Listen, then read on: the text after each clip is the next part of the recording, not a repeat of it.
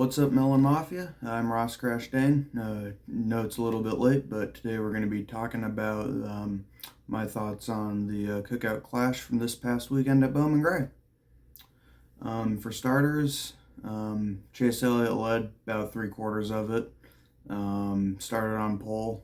Second place finisher Ryan Blaney. He took the points provisional, having finished second in the points last year. He came all the way from the back to finish second.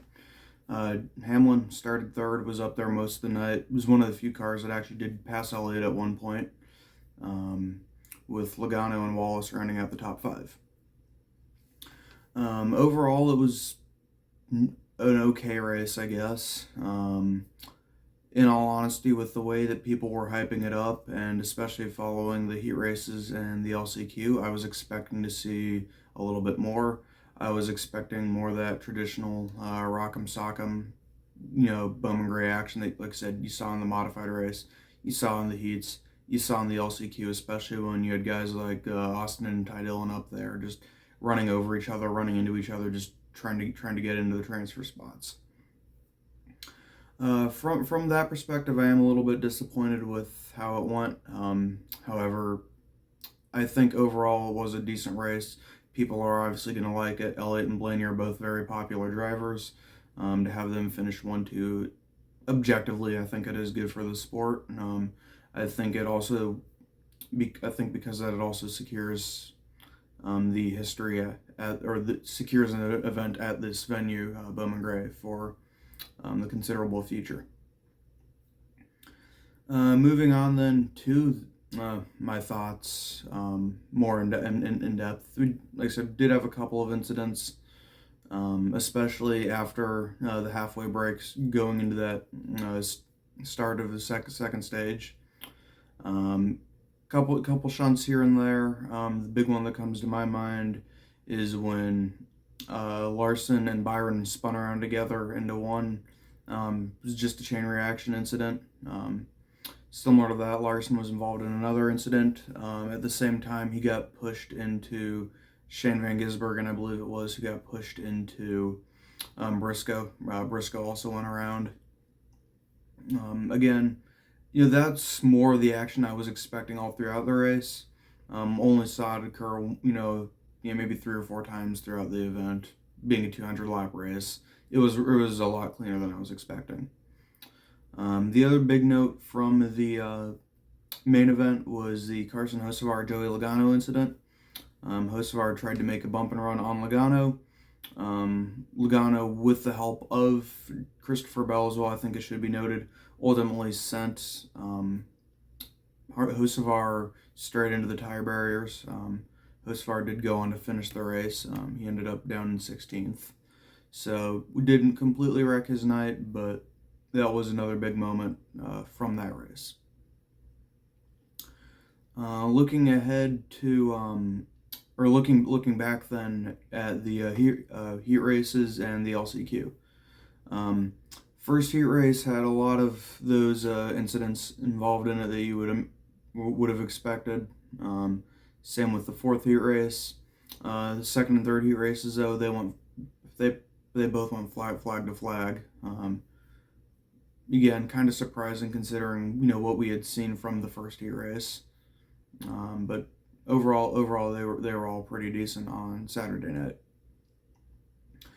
Sunday before the clash, like I said, we had the last chance qualifier. It was probably my favorite race on the weekend. Like I said, I was expecting that rock'em sock'em, full contact type of racing. That's where we saw it the most. Maybe it's just because the guys in that race aren't necessarily the top tier elite drivers that you would expect to see. Sans Larson, who obviously probably shouldn't have been there in the first place. But he had his car was not good on Saturday night. That put him there. Ultimately, he won the LCQ, transferred into the main event. That being said, my prediction that Larson would win the clash was wrong. Said he seemed to struggle a lot on Saturday. That put him behind the 8 ball on Sunday. Had I known that was going to happen, I would not have picked him. But hindsight's 20/20. You can't see everything coming, I guess. I guess some other big things that have broken today are Xfinity. They're going to still be a premier partner with NASCAR moving ahead into the 2026 season. However, they will not be sponsoring the Xfinity Series. They will still be sponsoring the Fall Martinsville race. However, instead, they will also have the Xfinity Fastest Lap, which, much like F1 has done, they will award the driver who sets the fastest lap each race a bonus point. Overall, I think this doesn't really change things much. You might see a random driver here and there who, they got a fastest lap, but I think realistically, it'll be, if the driver's out there leading 170, 180 laps, 200 laps of an event, they're probably going to get the lap anyways.